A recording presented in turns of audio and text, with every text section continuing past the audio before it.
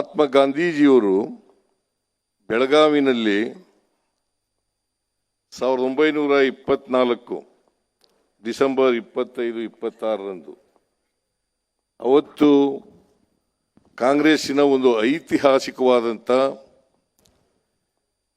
ಅಧಿವೇಶನ ನಡೆಯಿತು. ಆ ಅಧಿವೇಶನದ ಅಧ್ಯಕ್ಷತೆಯನ್ನ ಮಹಾತ್ಮ ಗಾಂಧೀಜಿಯವರು ವಹಿಸಿದ್ರು. ಅವರು ಕಾಂಗ್ರೆಸ್ಸಿನ ಅಧ್ಯಕ್ಷರು ಅವತ್ತೇ 26ನೇ ತಾರೀಕೆ ಡಿಸೆಂಬರ್ 26ನೇ ತಾರೀಕು 1924 ಆದರು. ಅದೇ ಮೊದಲು ಅಧ್ಯಕ್ಷರಾದದ್ದು ಕಾಂಗ್ರೆಸ್ನ ಅಧ್ಯಕ್ಷರಾದದ್ದು, ಮತ್ತೆ ಅದೇ ಕೊನೆಯ ಅಧ್ಯಕ್ಷ ಸ್ಥಾನ. ಮತ್ತೆ ಅವರು ಕಾಂಗ್ರೆಸ್ಸಿನ ಅಧ್ಯಕ್ಷರಾಗಲಿಲ್ಲ. ಮತ್ತೆ ಕರ್ನಾಟಕದ ಭೂಮಿನಲ್ಲಿ ಮೊದಲನೇ ಅಧ್ಯಕ್ಷರಾಗಿ ಅಧಿವೇಶನ ನಡೆದದ್ದು ಬೆಳಗಾವಿನಲ್ಲಿ ಅಂತಕ್ಕಂಥದ್ದನ್ನು ನಾವೆಲ್ಲರೂ ಕೂಡ ಮರೀಲಿಕ್ಕೆ ಸಾಧ್ಯ ಇಲ್ಲ. ಅವತ್ತು ಈ ನಾಡಿನ ಈ ದೇಶದ ಜನರಿಗೆ ಸ್ವಾತಂತ್ರ್ಯದ ಕಿಚ್ಚನ್ನ ಎಲ್ರಿಗೂ ಹಂಚತಕ್ಕಂಥ ಕೆಲಸವನ್ನ ಮಾಡಿದರು. ಅವರ ಭಾಷಣದಲ್ಲಿ ಅಹಿಂಸೆ, ಸತ್ಯ, ಸಮಾನತೆ, ಗ್ರಾಮೀಣ ಅಭಿವೃದ್ಧಿ ಹೀಗೆ ಅನೇಕ ವಿಚಾರಗಳನ್ನು ಪ್ರಸ್ತಾಪ ಮಾಡಿ, ಅದರಲ್ಲೂ ವಿಶೇಷವಾಗಿ ಮಹಿಳೆಯರಿಗೆ ಸಬಲೀಕರಣ ಆಗಬೇಕು ಅಂತಕ್ಕಂಥ ವಿಚಾರವನ್ನು ಇಟ್ಕೊಂಡಿದ್ರು. ಮಹಾತ್ಮ ಗಾಂಧೀಜಿಯವರು ಅವರನ್ನ ಭಾರತೀಯ ಜನತಾ ಪಕ್ಷದವರು ಹಿಂದೂಗಳ ವಿರೋಧಿ ಅಂತ ಹೇಳ್ತಾರೆ.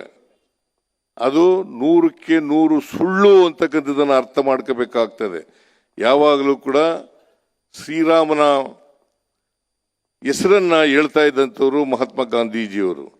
ಅವರು ಸಾಯುವಾಗಲೂ ಕೂಡ ಗೋಡ್ಸೆ ಗುಂಡಿಟ್ಟು ಕೊಂದ್ರಲ್ಲ, ಅವರು ಸಾಯುವಾಗಲೂ ಕೂಡ ಏ ರಾಮ್ ಅಂತ ಹೇಳಿ ಸತ್ರು. ಇದಕ್ಕಿಂತ ಉದಾಹರಣೆ ಬೇಕಾಗಿಲ್ಲ. ಅವರು ಅಪ್ಪಟ ಹಿಂದೂ ಅಂತಕ್ಕಂಥದ್ದಕ್ಕೆ ಇದಕ್ಕಿಂತ ನಿದರ್ಶನ ಬೇಕಾಗಿಲ್ಲ, ಇದಕ್ಕಿಂತ ಸಾಕ್ಷಿ ಬೇಕಾಗಿಲ್ಲ ಅಂತಕ್ಕಂಥ ಮಾತುಗಳನ್ನು ಹೇಳಲಿಕ್ಕೆ ಬಯಸ್ತಾ ಇದ್ದೇನೆ. ಅದರಿಂದ ಅವರು ಯಾವತ್ತೂ ಕೂಡ ಹಿಂದೂ ಧರ್ಮದ ವಿರೋಧ ಇರಲಿಲ್ಲ, ಆದರೆ ಸುಧಾರಣೆಯನ್ನು ಬಯಸಿದ್ರು.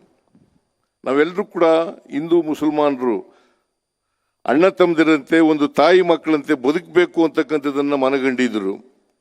ಅವರು ಜೀವನದ ಉದ್ದಕ್ಕೂ ಕೂಡ ದೇಶಕ್ಕೆ ಬರೀ ಸ್ವಾತಂತ್ರ್ಯ ತಂದು ಕೊಟ್ಟಿದ್ದಲ್ಲ, ಸ್ವಾತಂತ್ರ್ಯದ ಜೊತೆಗೆ ಅವರು ಬಯಸಿದ್ದದ್ದು ಪ್ರತಿ ಸರ್ಕಾರ ಹೇಗಿರಬೇಕು, ಸರ್ಕಾರದಲ್ಲಿರ್ತಕ್ಕಂಥ ಮಂತ್ರಿಗಳು ಯಾವ ರೀತಿ ಇರಬೇಕು, ಮುಂದೆ ಈ ದೇಶ ಏನಾಗಬೇಕು ಅಂತಕ್ಕಂಥ ವಿಚಾರವನ್ನ ಜನತೆಗೆ ತಿಳಿಸ್ತಕ್ಕಂಥ ಪ್ರಯತ್ನವನ್ನು ಮಾಡಿದರು. ಆದರೆ ಭಾರತೀಯ ಜನತಾ ಪಕ್ಷದವರು ಗೂಡ್ಸೆ ಒಬ್ಬ ಮತಾಂಧ ಅವರನ್ನ ಗುಂಡಿಕ್ಕಿ ಕೊಂದರು ಅಂತಕ್ಕಂಥದ್ದನ್ನ ಇವತ್ತು ನಾವು ಮರೀಲಿಕ್ಕೆ ಸಾಧ್ಯ ಇಲ್ಲ.